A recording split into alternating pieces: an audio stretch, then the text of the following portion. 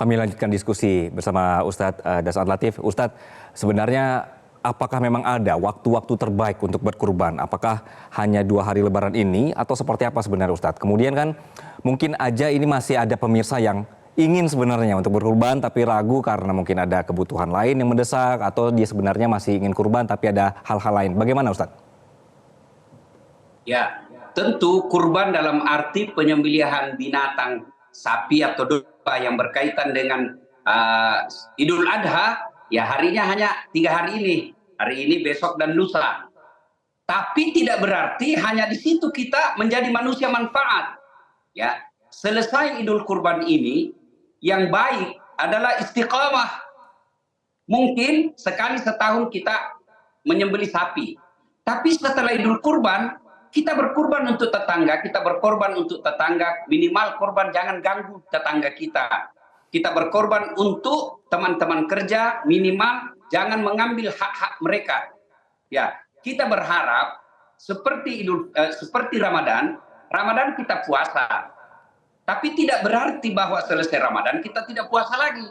Selesai Ramadan kita lanjutkan dengan puasa-puasa sunnah. Misalnya puasa Senin Kamis, puasa Nabi Daud. Ya, intinya adalah di hari raya Idul Kurban ini puncaknya. Tapi setelah Idul Kurban, setelah Idul Adha, menjadi manusia manfaat kalau bisa 24 jam sampai setahun. Kalau tidak bisa 24 jam, sekali sebulan, sekali 3 bulan. Ada. Misalnya Allah kasih kita rezeki, ya sekali sebulan kita memberi makan fakir miskin. Kita bagi mungkin ya 20-30 kilo sampai 50 kilo tiap bulannya kita memberikan beras kepada fakir miskin, anak yatim piatu. Itu bagian daripada kontinuitas, ya berkesinambungan, bahasa agamanya istiqamah dalam mengambil nilai-nilai pengorbanan. Itu kalau manfaat. Tapi untuk diri kita, ya kita memperbaiki diri dengan cara apa? Menghilangkan semua sifat-sifat kebinatangan. Itu berkaitan dengan Idul Kurban.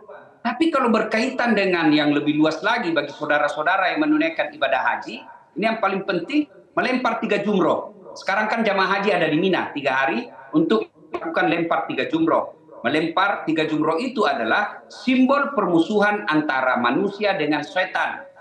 Nah, jangan sampai kita pulang haji, ya sudah haji tapi pulang dari tanah suci kita tetap bersekutu dengan setan. Dan bersekutu dengan setan, Nabi pernah katakan 10 teman utama setan. Satu diantaranya al-mutahawil bis sholat, yang menganggap enteng sholat. Artinya dia melempar 3 jumroh di tanah suci, pulang tanah suci di Indonesia tetap tidak sholat. Itu tidak ada faedah dalam memperbaiki dirinya.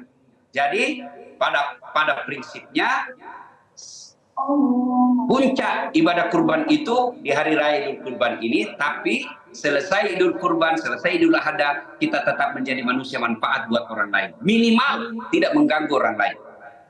Minimal tidak mengganggu orang lain atau juga mengganggu tetangga tadi contohnya ya begitu Ustadz. Ustadz, baik kita kalau di Indonesia ini punya tradisi untuk berbagi daging kurban, berbagi makanan begitu ya Ustadz di Idul Adha. Bagaimana agar niat kita bersedekah ini tidak digilas rasa ingin tampil dan juga sedekahnya bisa tepat sasaran, Ustadz? Ya, itulah dalam Islam ada disebut amil, panitia. Bagi di masjid saya, contoh di masjid saya ini kita menyembelih beberapa belasan ekor sapi, tapi kita bagi kupon. Ya, sepekan sebelum penyembelihan, amil atau panitia melakukan inventarisasi, mendata siapa yang layak mendapat. Jangan sampai daging kurban kita tidak layak. Boleh dia dapat, boleh, tapi kita mau efektivitasnya betul-betul tepat sasaran. Maka ada panitia. Nah, panitia lah yang datang mencek rumahnya, datang ke kelurahan, siapa di sini termasuk fakir miskin yang betul-betul tidak mampu, diberikan kupon. Beri kupon untuk datang ke tempat penyembelihan mengambilnya. Kalau mau lebih mulia lagi, bukan mereka yang datang mengantri hanya untuk 2 kilo daging, ngantri dari pagi sampai tengah hari berjemur, lalu disuting, dimasukkan medsos, itu bukan lagi memuliakan penerima, tapi menghina. Maka yang sebaiknya, yang lebih utama, amil ini, panitia ini yang datang membawakan. Kalau pada akhirnya panitia terbatas kemampuannya, personilnya terbatas, maka tidaklah mengapa dan bukanlah sesuatu haram kalau yang penerima diberi kupon dan dia datang, tapi dengan catatan diberikan tempat yang mulia, diberikan tempat yang terhormat, jangan dijemur, kemudian dimasukkan di medsos, jangan seperti itu. Supaya tetap tepat sasaran, syaratnya harus ada panitia yang menginventaris, mendata siapa sebenarnya yang datang. Nah, kemudian panitia juga harus mengingatkan kepada penyembelih, pengorban yang menyembelih sapi. Sebab kadangkala setan masuk. Sudah dia berikan, ini sapi kurban saya. Tapi dia mau pesan, saya mau ambil 10 kilo ya, saya mau ambil hatinya, saya mau ambil kepalanya. Nah, kalau gitu enggak usah kurban, kau aja yang potong di rumahmu sendiri. Ya. Nah, ketika hal-hal seperti itu berarti setan berusaha menggagalkan niat kita untuk berkurban. Baik, baik. Baik Ustadz, tadi sempat disinggung bahwa ini juga lebaran haji kita menyebutnya. Dan tadi Ustadz mengingatkan jangan nanti balik ke Indonesia mabrurnya hilang begitu, harus dijaga kemabrurannya. Nah tapi Ustadz, bagaimana cara agar meneguhkan hati untuk mau atau untuk bisa berangkat? Ini khususnya kami yang mungkin belum berangkat ke Tanah Suci begitu. Banyak sekali suara-suara keraguan karena finansial, kesehatan, dan halangan lainnya. Bagaimana Ustadz? Ya, yang pertama ini yang perlu kita ketahui dulu. Kadang ada orang sudah kaya, sudah mampu, Pak, kenapa belum ke Tanah Suci? Belum dapat panggilan. Ini dua dosanya. Dia berdusta atas panggilan Allah dan niat. Karena orang Islam ketika dia sudah tahu dan mengerti rukun Islam, yang kelima, menunaikan ibadah haji bagi yang mampu, itu berarti dia sudah dapat dan dia sudah tahu, sudah dapat panggilan Allah. Nah, setelah tahu dan dapat panggilan Allah, apa yang kita lakukan? Sangka baik kepada Allah. Sangka baik. Ya, kalau selalu berkata saya tidak mampu, maka pasti seperti itulah karena tidak yakin. Padahal Allah sudah jelaskan, ana inda sonni abdi bi. Saya tergantung sangkanya hambaku. Kalau dia sangka mampu haji, mampu. Kalau dia sangka tidak mampu, tidak mampu. Dan ketahuilah, bagi haji itu bukan sekedar kemampuan finansial. Karena banyak orang punya kemampuan finansial tidak haji wafat. Tapi ada orang sebaliknya, secara akal sehat tidak masuk akal dia bisa naik haji. Tapi dia mendapat karena dia tekad yang kuat mampu menunaikan ibadah haji. Ya, langkah konkretnya apa? Coba, begitu dapat rezeki, buka tabungan haji. Ada program Kementerian Agama haji usia muda. Karena kita kan waiting listnya itu sampai kalau di kampus saya 35 tahun.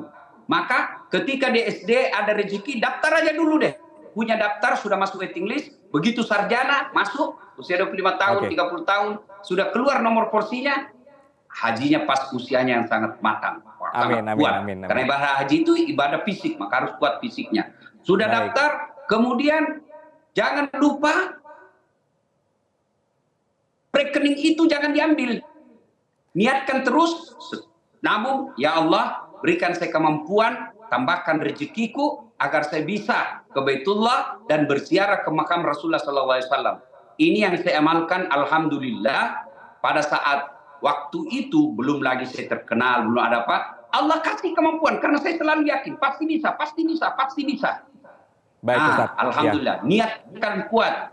Kalau sudah punya nama, ini yang penting. Jangan kasih yang pergi. Jadi ilegal. Ustaz, mohon doanya ya Ustaz ya. Mohon doanya agar kami yang belum berangkat ini bisa disegerakan berhaji, yang sedang berhaji mendapatkan haji yang mabrur, dan kita yang sedang merayakan Idul Adha hari ini juga bisa sama-sama menjadi manusia yang saling mengasihi dan semakin takwa kepada Allah. Terima kasih Ustadz atas waktu Anda di Pramdan News. Assalamualaikum warahmatullahi wabarakatuh. Jelajahi cara baru mendapatkan informasi. Download Metro TV Extend sekarang.